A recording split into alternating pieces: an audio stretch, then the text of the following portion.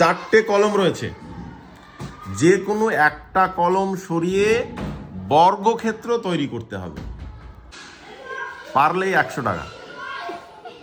দুজনেই হাসছে টাকা শুনে। আচ্ছা আমি একটা ট্রাই করি। ওকে, একটা পেন মানে তো ক্যাপটা তো আলাদা না?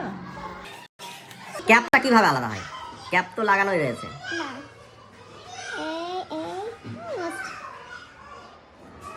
নো, এটা হবে না।